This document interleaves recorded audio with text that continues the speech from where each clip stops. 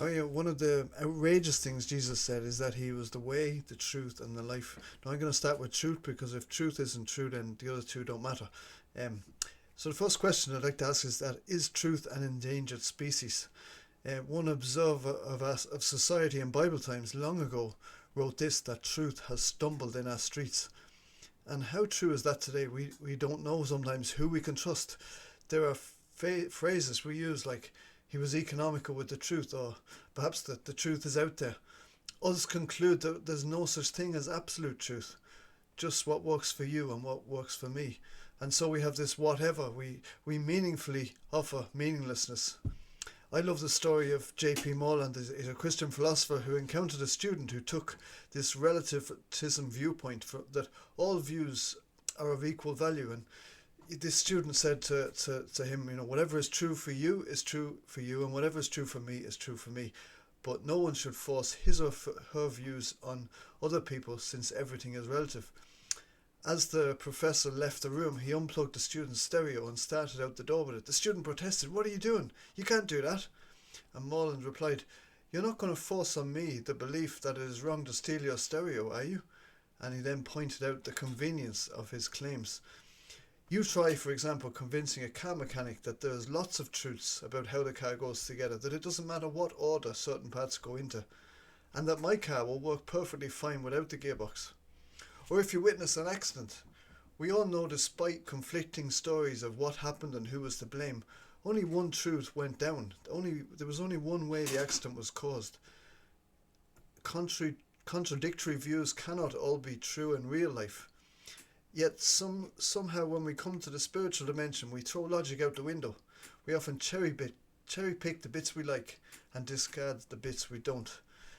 To state that he was the truth, Jesus believed in absolute truth, in the possibility of knowing that truth.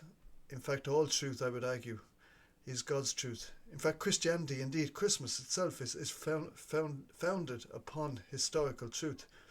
Jesus claims to be the truth, while huge as they are.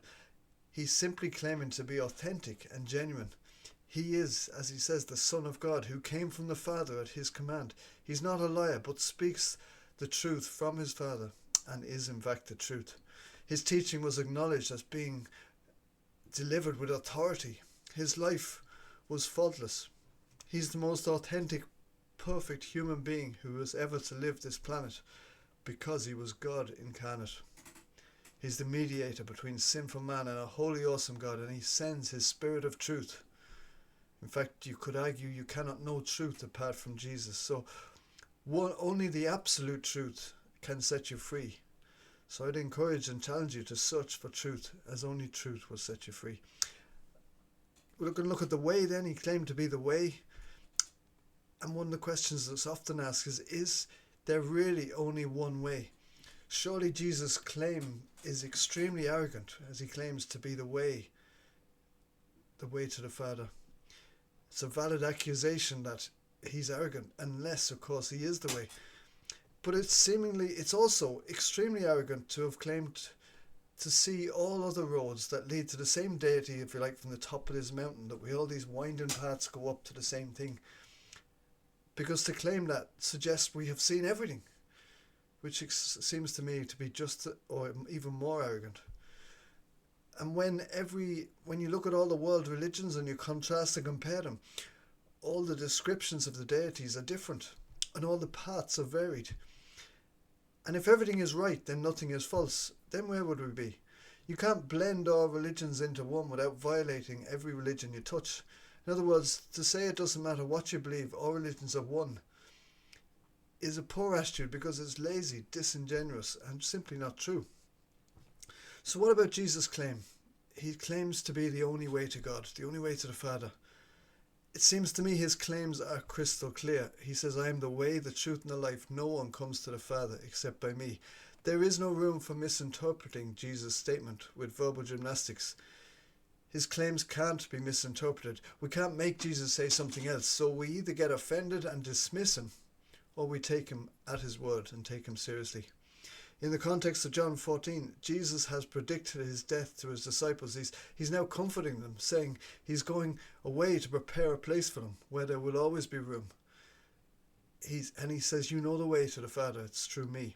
He's talking about following him as the path to God. It's personal. Jesus himself is the way. There is movement as we are called to follow him. Jesus leads us to the Father, to a heavenly home. He even accompanies us on this journey. And there are strong echoes, aren't there, of Jacob's stairway to heaven. Jesus is claiming, if you like, to be the ladder between heaven and earth. He's the gate of heaven, the connection point, the way, the truth, and the life. And yet he has come to meet us at the bottom, in the mess and in the chaos. And that is precisely what he did, didn't he? He came down to earth. He suffered and died deliberately in our place, opening a new way to God. And this is best illustrated through a fascinating incident as Jesus drew his last breath. We are told in the Gospels that the curtain in the temple before the Holy of Holies, at that precise moment, was torn from top to bottom. God tore it, if you like, from heaven to earth, illustrating that the way is now open to experience the presence of God that had previously been barred and separated from. That way is now open because of the death and resurrection of Jesus Christ. And then finally, get a life.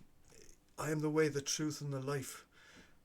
There can be no meaning or significance without the structure of truth and the direction as a backdrop. We need a big story, and the Christian worldview works and it supplies that story. As we've seen through all the other I ams of Jesus, Jesus is offering life in abundance, life the right way up.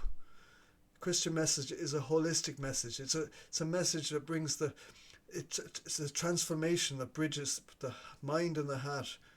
We're made in the image of God. God, with our permission, restores that image and knocks off the rough edges. This changes the life of the individual and the life of the community.